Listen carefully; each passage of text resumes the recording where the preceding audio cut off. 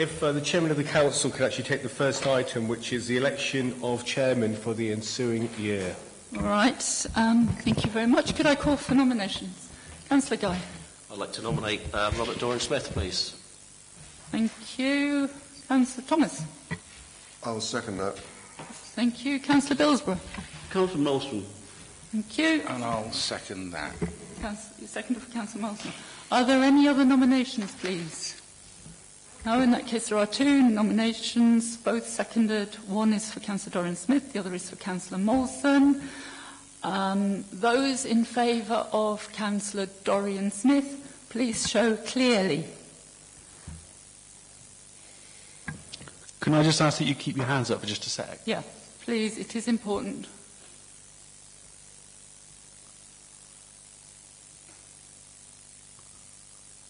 Okay. Thank you very much. Those in favour of Councillor Molson, please show clearly.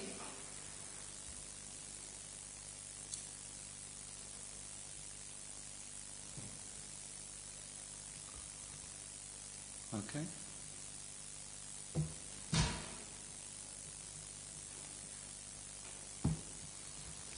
Is everyone thinking the same thing I'm thinking? Sorry? There's 4 votes each, wasn't it? All right. In which case, the casting vote falls to me. I'm sure these are both very fine candidates. I have no reason to think otherwise, and it's a great shame that we, of course, haven't got all the people in the chamber who would like to attend this meeting. My vote will go with Councillor Doran-Smith, but I would like to make clear why. Simply because he has many years' experience of our council and has perhaps fewer commitments at present, because I'm aware that Councillor Molson has taken on the police role, and therefore I think, given Councillor Doran-Smith's seniority, I think for this year my vote will go with Councillor Doran-Smith. But thank you for putting your name forward, and I would encourage you to do so again in the future. Thank you. I think we might just have to wait for the off-island members. I presume there was a problem with the voting. Right, okay. Well, we'll give everybody a moment to sit down. Thank you. Councillor Doran-Smith has been elected chairman of this committee. Congratulations.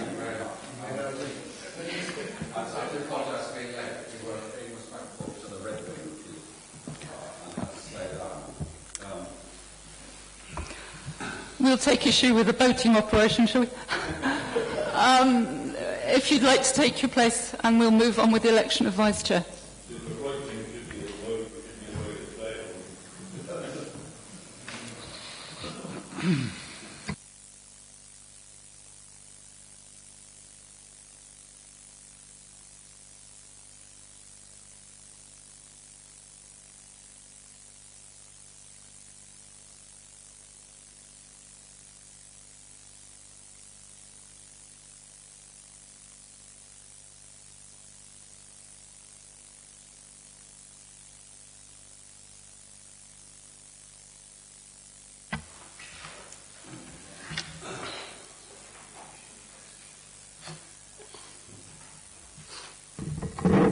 Well, firstly, thank you very much for electing me, even in my absence. The next item is the election of the Vice Chairman. Could I please have proposals? Sure. I propose Councillor Molson. I'll second that. I'd like to propose Councillor Marion Bennett. Do we have a seconder? Well, I think the right thing to do is take them in order of proposal. Could I take votes on Councillor Molson? Again, if you just keep your hands up for just a sec. That's 6, I count.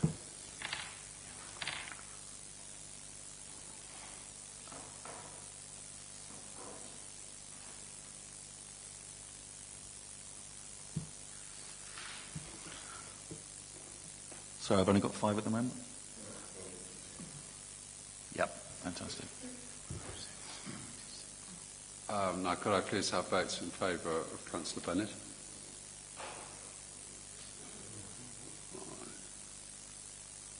That would appear to be 5. So, Councillor Marsden is elected Vice Chairman.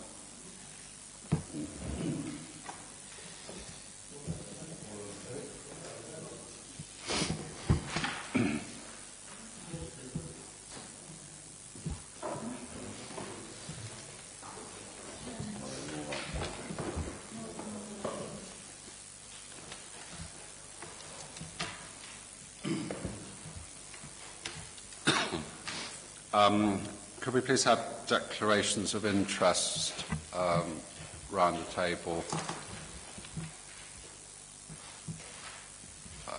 Councillor Guy. I'd just like to, as a small interest in agenda item 6, UES are mentioned, and my employer is a director of that company.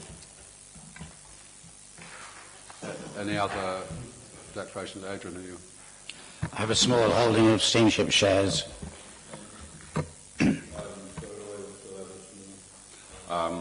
I've got declarations in respect of Trustgate Boat Services, small holding in steamship company, and provider of waste, water and sewerage services on Trustgate.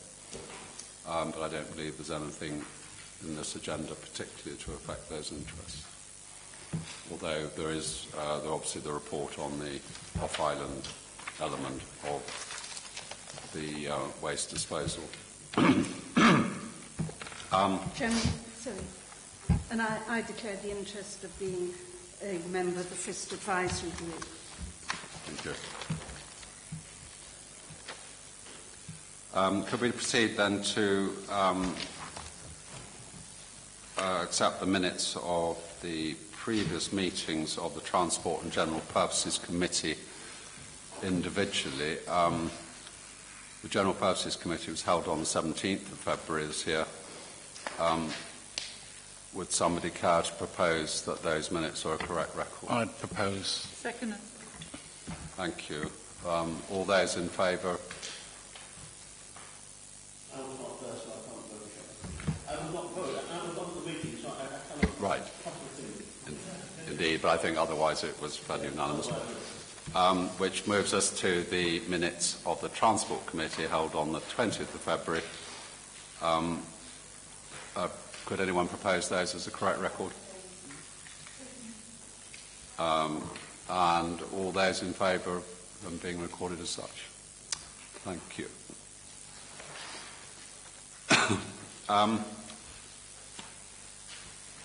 Item 5, I beg your pardon, is urgent items. As far as I know, there are none, but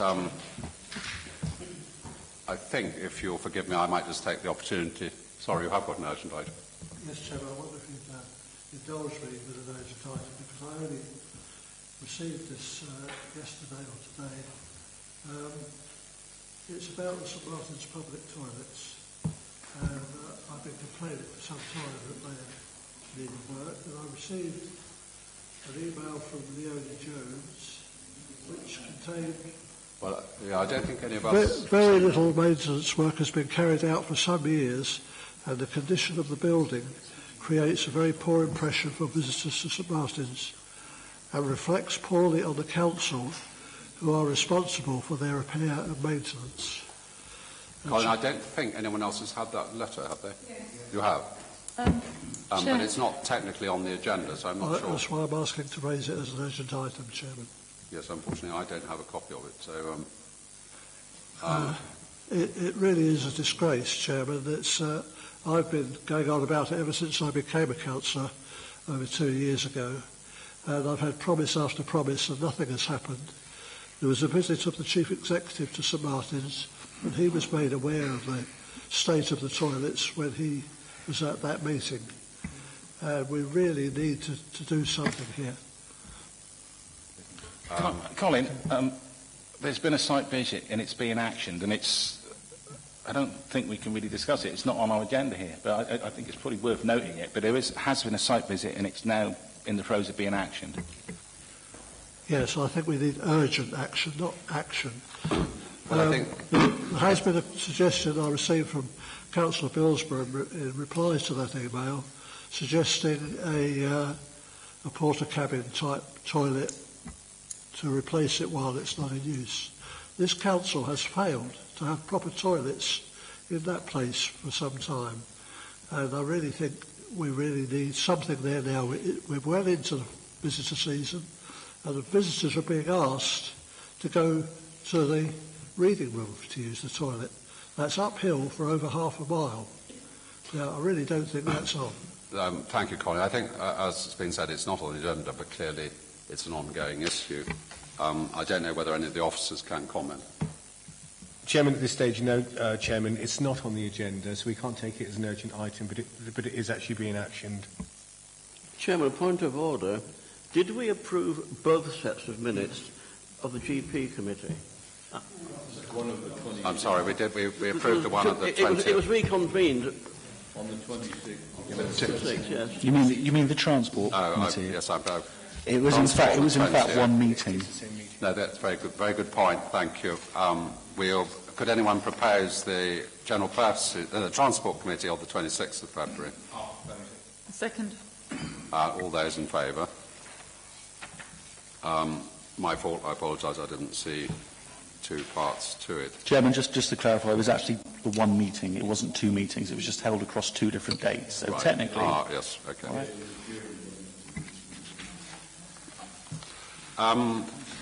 If you... Forgive me, I mean, urgent items, I think we've dealt with on the basis that there are no others arising from the chairman's side. I just thought I ought to probably say a few words, if you'll permit me, on the basis that this is the first meeting of a brand new committee.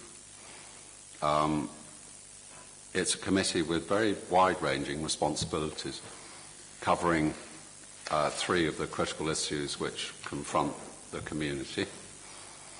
I think each one of those three issues actually breaks down into three other parts, which is basically we've got legacy issues to consider, we've got current issues to consider, and we've got the opportunities that will hopefully follow if we get those first two things right.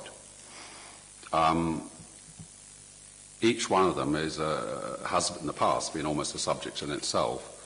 But so as a committee, I think we're faced with quite a job of work in terms of setting right the past problems, making sure the current functioning of these areas works well, and then planning for the opportunities of the future. I think we're fortunate we have a group of skilled and experienced officers who have delivered remarkable results in the last 2 or 3 years in terms of infrastructure improvements. But nevertheless, I think it's our job as elected members to not only support those officers, but to direct those officers. And I do think that if you take transport on its own, it raises far more questions than just the obvious ones. It's a very wide-ranging problem, and we've confronted huge changes in the last 3 or 4 years of declining numbers of the airport. We've got freight issues to consider. We've got inter-island freight issues to consider.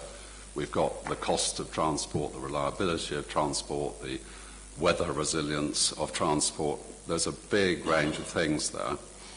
And I believe this council's got to work very closely with not just our own officers, but also with other participants in the island economy, obviously the island partnership being an important one. So getting transport right, as we all know, stating the obvious, is absolutely critical and fundamental to the well-being of these islands, and we can't function without a transport system. And I don't think it's an exaggeration to say that the transport system now is more or less the same as when I was a child in the terms of reliability, and I think that is not an exaggeration. I think we are and have been suffering considerably through the changes that have taken place. Hopefully, resilience and so on will improve and the Council will be able to play its part, because in order to make the airport viable, as we've all seen, we need more numbers. In order to get more numbers, we need more reliability. So the thing is interlocked. On the other side of the situation, we've got infrastructure. Well, infrastructure has fallen behind. It's been pointed out to us by government agencies, the Environment Agency and DEFRA, etc., that we've got to bring that up to standard. That is a big job on its own. Wastewater and sewage has to be in a good state in order to sustain the community for the future. And not only that, it has to be in a good state to sustain any future growth. And we do have, as a council, an agenda for growth. I think we've all agreed on that. And, of course, then that links through to the local plan. And the local plan, hopefully, will permit the improvements that we need both in travel, economy, and the economic development aspects of this committee's work. Because economic development is absolutely vital, I think, to diversify the economy. It's absolutely essential to tap into other sources of investment than purely the traditional tourism business that we currently dominates our lives, which is good. And I'm not saying we mustn't invest in tourism, because we must, but there are other areas. I'm a member of the Ash Futures Group, as are several other people in this room. We've been given quite a good guidance in the direction of where we should go. And what I feel is that we as members have got to try and support officers and direct officers to make sure that we achieve some of those objectives. Because it's not fair to ask people to do it in a vacuum. The council itself must be behind it. And as I said, I'm very grateful to have been elected chairman, but I will be pressing hard for results. I'm not actually planning to spend my time not achieving a result. So that is a, I don't know whether that's a word of warning or what it is, but anyway, it's I don't think any of us would rather spend our summer evenings in here achieving nothing than sitting on the beach barbecuing something nice. So, I mean, what I'm saying is let's make the most of it. Let's get something cracking here. We've got lots of opportunities. We've got the possibility of not just government grants. We're all rather talk about government grants. We've got the possibility of ERDF coming. A lot of money, a lot of possibilities, a lot of potential. We've got the Smart Islands project. Hitachi, major private firm, but international global firm, is going to bring investment to these islands if we play our cards right. We've got possibilities of both West Country universities, well, all three, in fact, Exeter, Plymouth and Falmouth, immensely rich institutions, and they are interested in Scilly. I want to see, through Diana's work, I want to see their money here on the table, because they will produce a different kind of economy, and they will put money into Scilly, and they will put us on the map in the fields of the arts and sciences. So I think it's a big, big agenda this committee's got, probably rather bigger than it was envisaged when it was formed by amalgamating two or three. So let me just say that, you know, if I'm going to do it, I'm going to do it to the best of my ability. There is one important point to make, which is I really don't know what I'm talking about when it comes to St Mary's infrastructure. I'm hoping to learn a lot, and I would very much appreciate it if officers take me round St Mary's, looking at the desalination plant, the waste plant, the details of the sewage and the water. This is something I've got experience of on Tresco and a bit on Bra. I would like to learn more before pontificating about it, but I would like to be involved, and if other members wish to do so, if they haven't already got that knowledge, I think that would be a useful thing for us all to take on. Anyway, so on that note, we should move on, but I don't think any of us should underestimate the tasks in front of us, because we've actually got the difficulties, but also the potential satisfaction of solving practical problems. And practical problems actually are rather more satisfactory to solve because you can see the result. There's a lot to be done, but we've got a very good team on the islands now, and I think if we support them in the right way, we will go forward and set things up for the next 20 years. So thank you very much, and I promise that not every meeting will you get a harangue from me. The next item is actually item 6 is the report on waste and recycling. The recommendation is that we take on Mr. Cronin from SLR, who've been involved for a number of years now, to undertake the specific tasks that are set out in the report. Do any members have any comments to make on that proposal?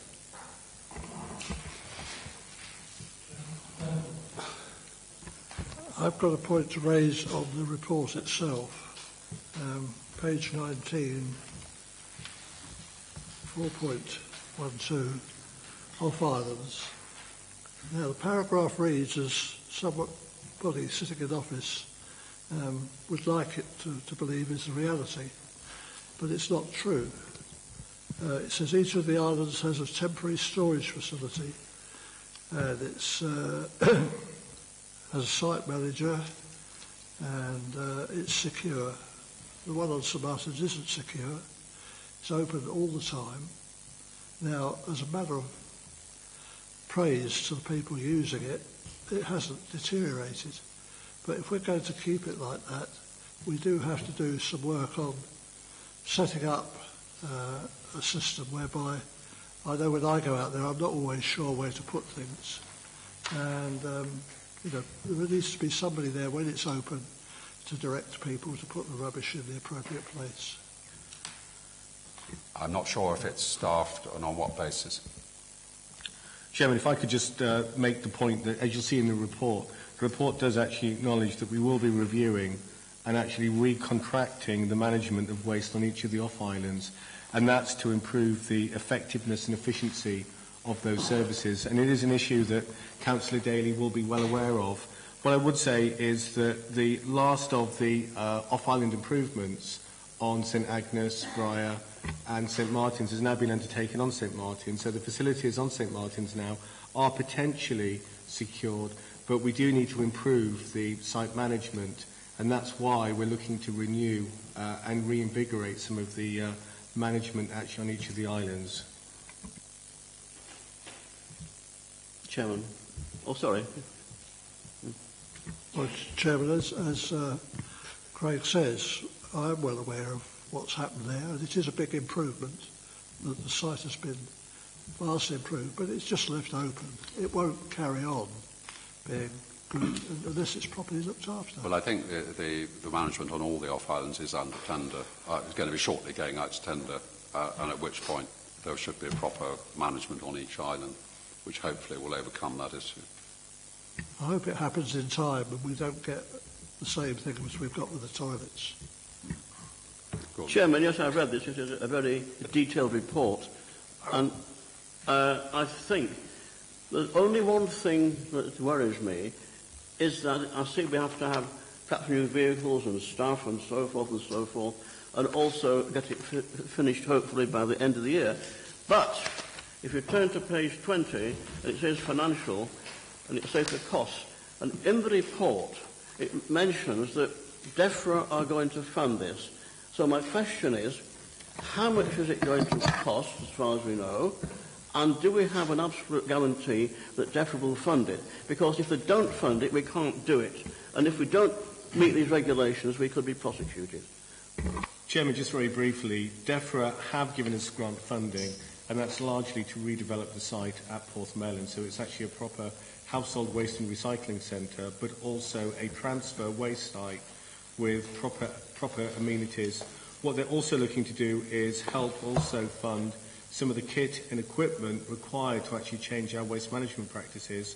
But obviously we do generate revenue ourselves through waste, both through charges through council tax for domestic waste and also we charge, of course, for commercial waste as well. So there will be an element of certainly managing waste, which will actually come from the council itself. Yes, but all I want, Chairman, is clarification. Are DEFRA going to fund what we can't fund? Is it yes or no? Is it guaranteed? Because if we don't get it, we can't do it. In terms of the redevelopment, then DEFRA are committed to actually helping us fund the redevelopment of that site, as I said, and also buying essential kit and equipment. Until we've got some cost certainty going forward, because we have to procure a number of actions and works that need to take place, it's very difficult to see what the costs are. But my view is that the funding that's actually available through DEFRA is enough to actually secure those improvements. Thank you. Councillor Guy. Thank you, Chairman. I've a couple of questions. We have a new consultancy team, RPS, and they're not mentioned in the report. I believe DEFRA are looking for a project manager down the dump, is my belief. And I'm wondering why our recycling officer, manager, the infrastructure team with RPS can't manage this. Why we need Nigel Cronin for another 12 months. We've already had him for 12 months. Chairman, there's actually a distinct role. We have got some consultants who are RPS, and basically they provide us with technical assistance, particularly in terms of drawing up some of the detailed plans for the redevelopment of the site, and looking forward as well, helping in terms of strategies moving forward. What DEFRA are saying, and this is part of the grant funding offer, which is contained in the letter, and also a memorandum of understanding that we've had to sign with DEFRA, is they want specifically a project manager to be seconded to the council to ensure that some of our procurement processes and indeed some of our management going forward is actually we have technical assistance. Right. So the reason why, particularly Nigel Cronin, is certainly being requested through DEFRA is because of the continuity in terms of the support that he's given over the last 4 or 5 years. Right. Well, as a member of the council, right, I would like to ask the question: what has Nigel Cronin achieved in the period of time he's been here, and why haven't things moved on faster? We've decommissioned the incinerator. We've moved nearly 4,000 tonnes of legacy waste. And it's just infrastructure down there and moving the job on, surely. It's going to be a massive cost. Chairman, it's slightly more complicated than that. And the one thing I would say is that the cost of that secondment would actually be funded through DEFRA. But we have had a hiatus in that secondment, and Nigel actually hasn't been seconded over the last couple of months. And there has actually been some slippage in the programme, I think, as a consequence of the fact that that secondment hasn't been taken forward. And that's something that's actually been recognised. Well, I'll just go back to the same. I'll just ask you one more time. RPS haven't got anyone that can do the job that Nigel Cronin's coming back to do. Is that the answer? Yes, it right, is. That's fine. But I think it's a matter of concern, is it not, that the feeling is that he hasn't achieved a great deal during the time he has been there. Is that what you're saying, Andy? No, I think he's achieved everything he needed to achieve. I mean, what we're looking at down there in simple terms is new machinery and things that can be quite easily done without an expert telling us what we need, is how I'm looking at it. And I've read the report, and if you go down there, you can see what's happening. It's not rocket science, and I don't care what anyone tells me, it's not. And I'm going to leave it at that. Councillor Bennett. Thank you. Going back to the off-island management of waste, will the new contracts include the handling which comes from outside that island, like the disposal of white goods, but the preparation of those white goods has to take place on the off-island prior to shipping, and in fact has been a cause of great delay and blocking up on the sites, at least on Briar? I think, Chairman, that's a really good point. I think when we look at the off-island waste management, we have to look at waste management holistically for each of the islands. And I think each of the islands probably have unique problems, and that's something I think we need to drill in when we do the re-procurement and re-contracts for each of those management sites. Even down to the point of potentially even having collections on some of the islands. And we are looking at potentially testing that particular model on one of the off-islands, although that work still needs to be done.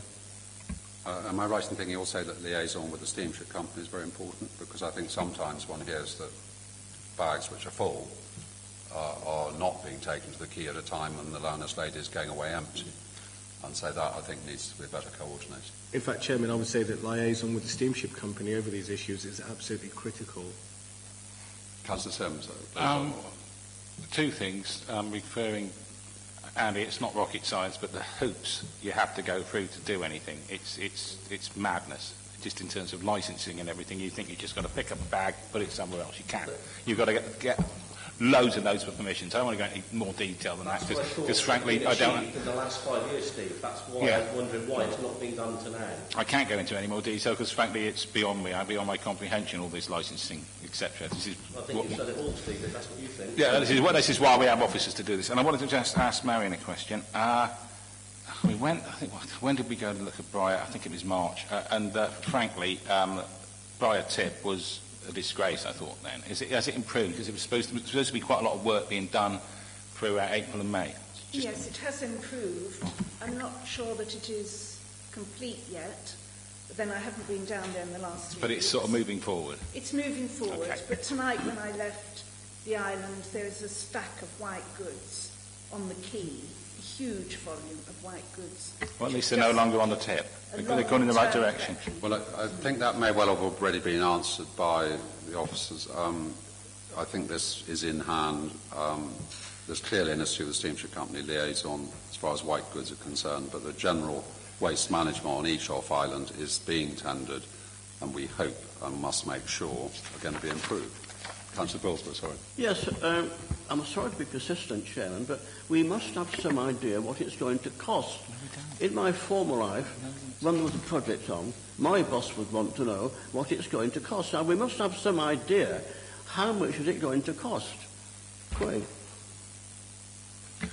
Chairman, the dealing with waste management on islands, including off-islands, is actually quite complex. And I think until we've actually been out to tender, until we've actually got models which are going to work properly, then I don't think I can actually say how much it will cost.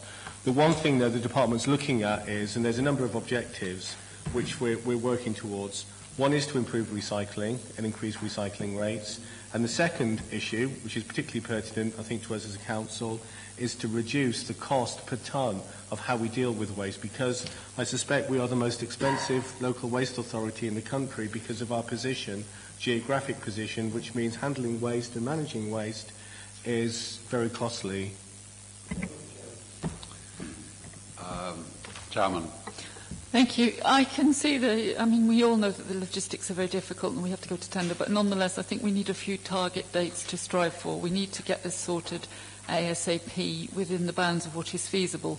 But these things do tend to slide for all the reasons that we know, and I would urge that we put in some dates and try and meet them in order to fix this situation as quickly as we can.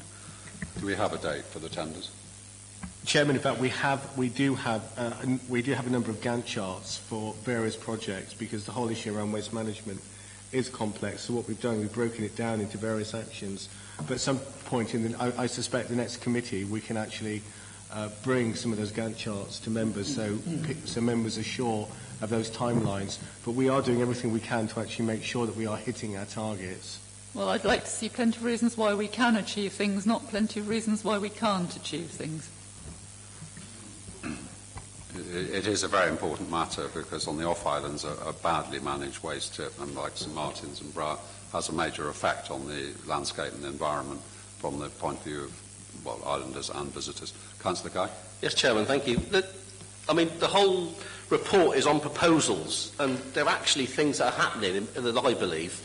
If you go to 4.6, number 4, identify vehicles, I thought some of that was already in hand and some machinery has already been purchased.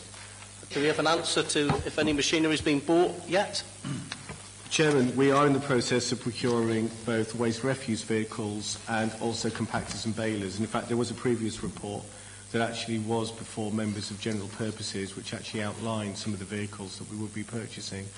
I think the report really is just to demonstrate, if nothing else, how much work actually is taking place at the moment. Now, a lot of that work is in hand, so we're not actually seeing the fruits of that work. But we are getting to a head whereby I think we will be seeing over the next 6 to 9 months some real differences actually on the islands. I mean, I'd like to reiterate, while I'm going on this report, I think all the staff down there are doing their best to their ability, and we need the machinery for them to progress. And I'm a regular visitor down there, and I can see progress. I've got to say that. But I'll go back to why do we need experts, and I know Steve said he doesn't understand it, and I tell you what, okay, rephrase it. It's very, very complicated, and this is why we have officers and people like Nigel. Hopefully, now I'm on this committee, I can learn a bit more and help Steve. Steve, do you have another point? I'll possibly like to note, unless you're a nesting bird, I'm a bit bemused by the incinerator is not going to be the demolishment. It's not really a word. It's not going to start until October because there's some nesting birds. Now, surely, if birds have not fully fledged by October, they've absolutely had it. And I would have thought that maybe that could be viewed and bring it back a little bit, because I really cannot see why we should not. Demolishing the incinerator is essential to moving the whole thing forward. And if there's a couple of starlings in there, well, so be it. I have spoken to an avian expert about this. Only possibility is starlings. I love starlings, I should say that. I'm sure that the officers will take that under observance. But I do think there's a general point here, which is that Andy has made very clearly, and that, on the other hand, we are trying to reinvent the entire system. We're trying to deal with the legacy issues. We're trying to put a current system in place which works under difficult circumstances, and we're trying to plan for the future. So I don't think we must be impatient. I think we just got to push our foot on the pedal at the right speed and make sure that we don't go into a state of neutral. We've got to keep going forward. And as I said in my little opening remarks, I intend to find out more on a personal level so I can actually understand what the issues are in the way that Steve has by being Chairman of General Purposes. There is work to be done, and it's going to be a constant flow. I don't know what the timetable is before we can say that we've got it right, but it will be a day or two. Richard, I beg your pardon. Thank you, Chairman. Yeah, just a quick one. I don't know, being extra cynical in my old age, but just going back to the point about Nigel Cronin, if DEFRA are suggesting that Nigel Cronin is the sort of person they would like to see in place, that might well be the reason, or a good reason for us taking him on board, because it might make the acquisition of the necessary resources that Councillor Billsborough is worried about actually coming to us, because they're clearly used to dealing with this guy, and if he's batting for us, then that should be a help. The only other thing I was going to say, on the white goods front, it has worked pretty well on St Agnes, to my knowledge.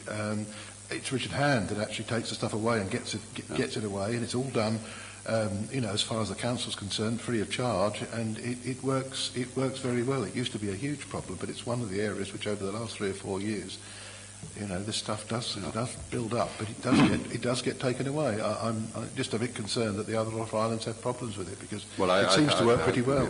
I hope we can rectify them. If nobody else has got any further comments, could we have somebody to propose recommendation 1?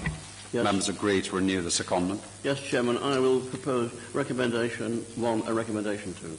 And may we have a seconder? First proposed and seconded. All those in favour? That would appear to be passed. Recommendation 2 is the members note the progress in relation to waste management on the islands. I would ask for a proposer on that, unless anyone's got any further comments. Councillor Billsborough proposed both. He proposed you're proposing both. Beg your pardon. You've got my bad ear. Right. Is everybody happy that they voted on both? Yes, right. Everyone heard except me, of course, as well. So now we go on to agenda item 7, which is the Local Authority Fire and Rescue Service peer review. Very detailed and thorough report. The recommendation is that members note the positive overview of the report contents, and in particular the identification of an area of notable practice, and approve the actions arising out of the peer review report on fire and rescue. Have we got anyone with any comments on this matter? Yes, Chairman. All I'll say is that I am going to propose to accept this, but I am rather disappointed at the long-winded report. It need not be as long as this, honestly, really. I'm a very patient, but my patience ran out on this. Nevertheless, I will propose to accept the recommendation. It's been proposed and seconded, in spite of its long-windedness. Seems to be bringing a gong there. Could we have a vote, please? All those in favour? I just wanted to say... Sorry, I went to the wrap-up meeting on this. I think it was October, November, and the people were really good. They were very, very positive about it. I'm still slightly amused why it comes... We should have had it in February, really, on GP. But it was very, very positive, and they seemed to be very impressed with the size of the organisation doing the breadth of work the organisation did. And they were extremely impressed with the Duke of Edinburgh award thing, which is not entirely relevant to the airport, but it was nice. Yeah. Oh, well, good. So, all in favour of accepting the report? I think unanimous.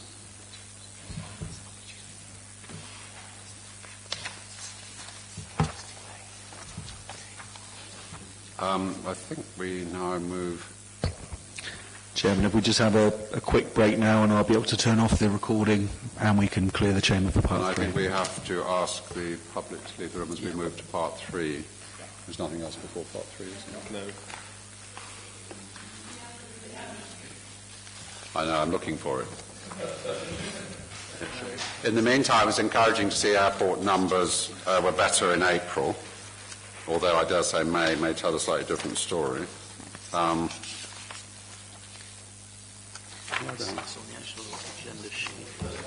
Is it right on the front, isn't it? Yeah. Thank you very much. We're about to now discuss a Part 3 report, and it's item 10, exclusion of the public, that under Section 100A4 of the Local Government Act 1972, the public be excluded from the meeting for the following item of business on the grounds that it involves the likely disclosure of exempt information as defined in paragraph 3 of Part 1, Schedule 12A of that Act, as amended, brackets, being information, brackets, about the business affairs of particular persons. So we then move